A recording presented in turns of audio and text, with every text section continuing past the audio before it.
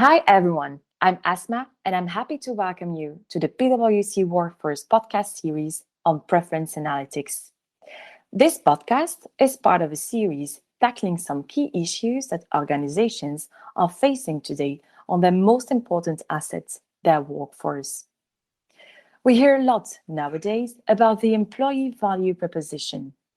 This is usually defined as a set of monetary and non-monetary benefits provided by an employer to its employees in return for the skills, capabilities, and contributions that they make to the organization. A good employee value proposition is thus key to attract and retain key talents. For many organizations, however, the package they offer is a set of separate components that they keep building on without a vision for the future. Because of that, employees are often unsure on what exactly their reward package is and if it corresponds to their evolving needs. I'm happy to welcome today Sandra and Bart, two of my colleagues working around reward design, who will provide you with their insights on this topic.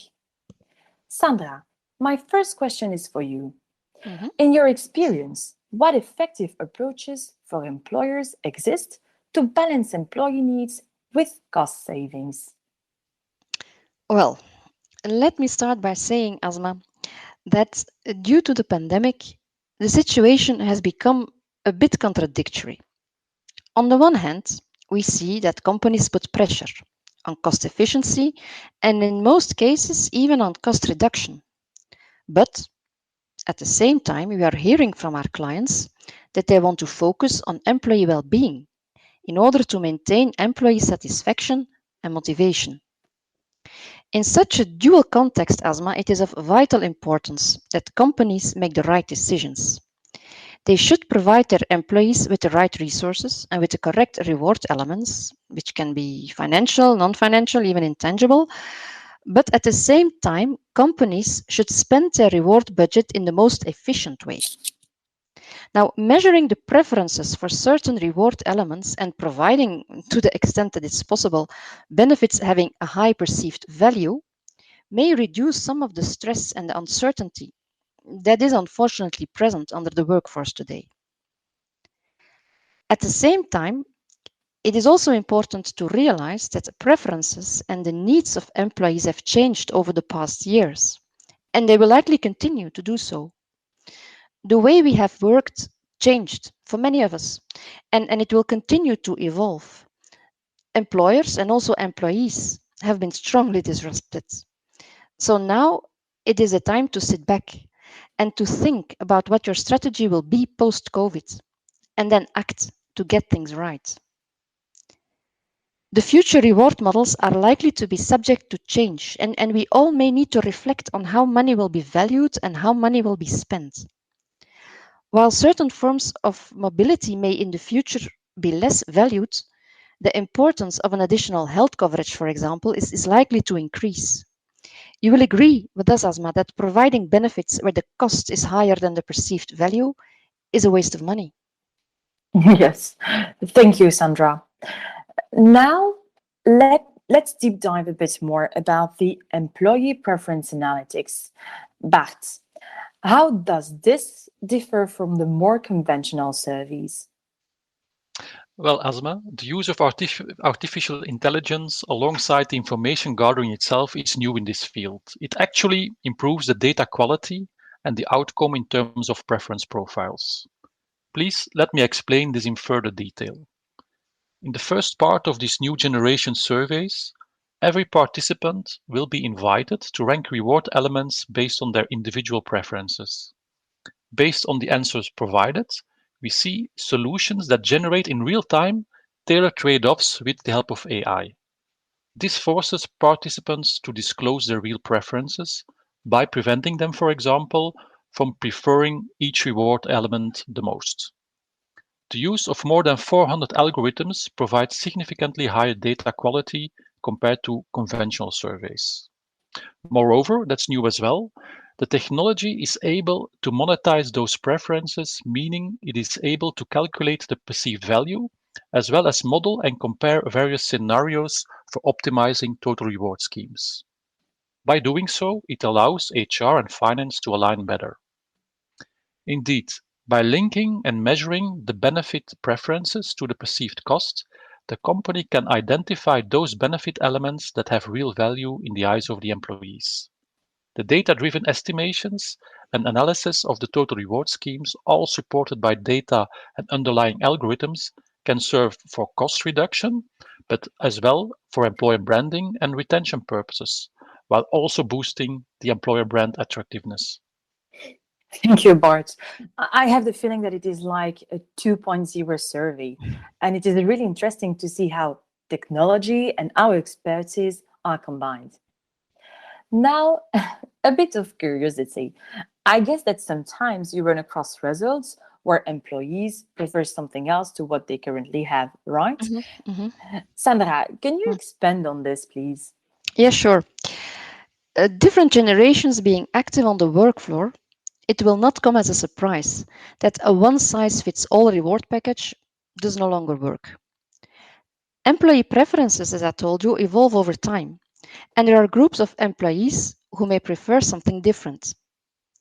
The preference analytics enables employers, for example, to compose reward packages by grouping employees with a similar preference. Doing so creates the opportunity to make a reward program that is even more tailored than a classic flexible reward scheme. The analytics allow for a holistic approach that goes beyond classic pay and benefits. Also, non financials, think of the physical work environment, work life balance, personal and professional development. All this can also be put into the equation. And by doing so, employers can redesign the reward model and create future proof reward packages that are based on preferences. The employer can do this with confidence, Asma, as the preferences are based on a data driven methodology. Yes, the preference analytics. Okay. And currently, Bart, do you see more need for analytics as a result of the COVID-19 pandemic? Well, Asma, the short answer is yes. In these challenging times, we notice that for some, the future may seem more uncertain than ever, and there's a clear need to help employers to look ahead. Providing data-driven guidance and insights helps clearing the fog to create the best possible reward packages now and into the future.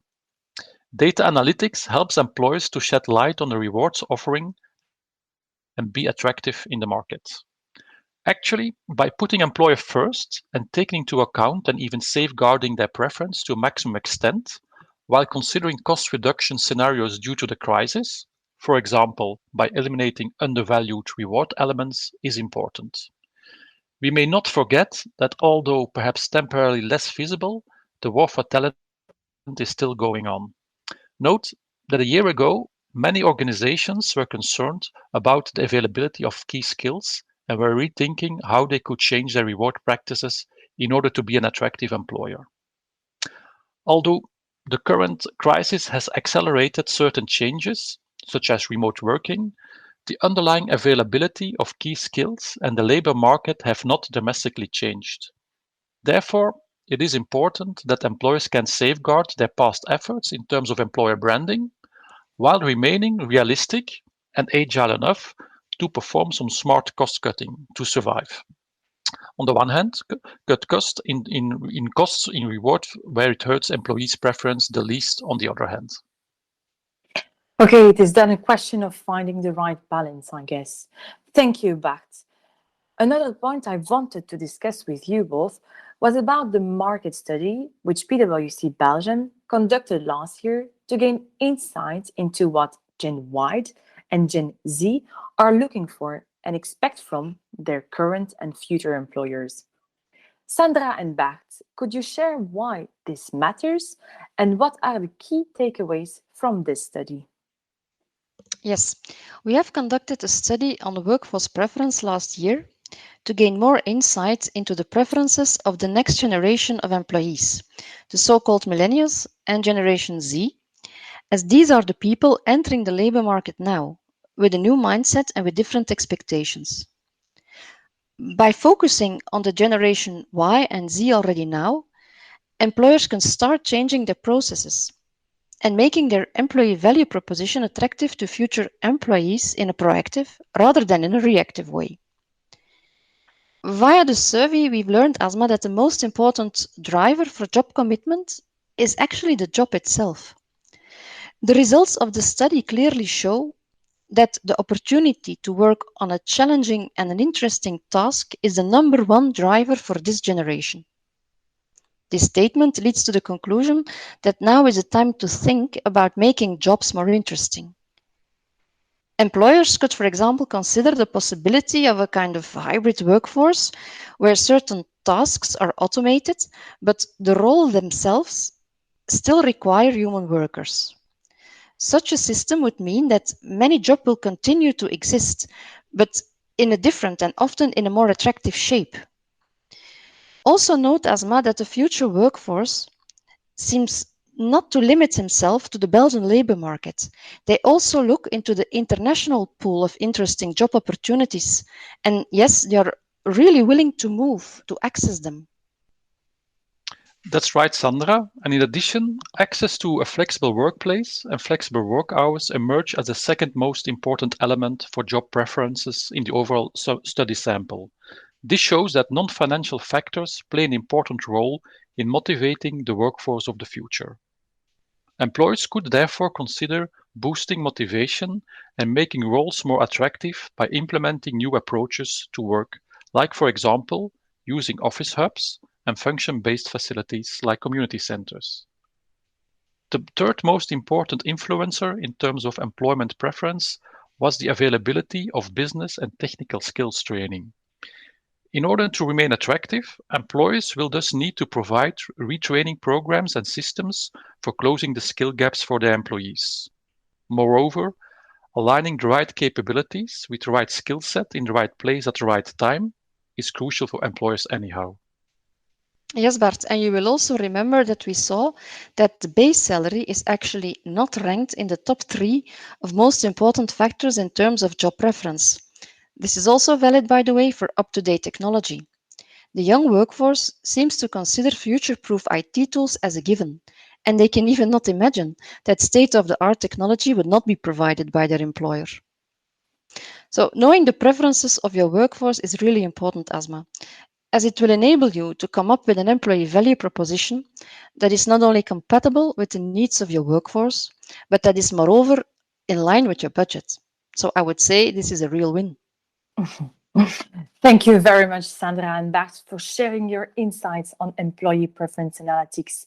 I agree. As you said, providing data-driven guidance and insights help to clear the fog and support employers in creating the best possible workplace now and into the future. It sounds like the preference analytics tool really provides useful insights and helps employers in getting the holy grail of cost savings combined with employee satisfaction and individual preferences. Thank you again, Sandra and Bart. Thanks to all the listeners. Stay tuned on the different platforms and our website for the next edition. Wishing you a nice day. Goodbye.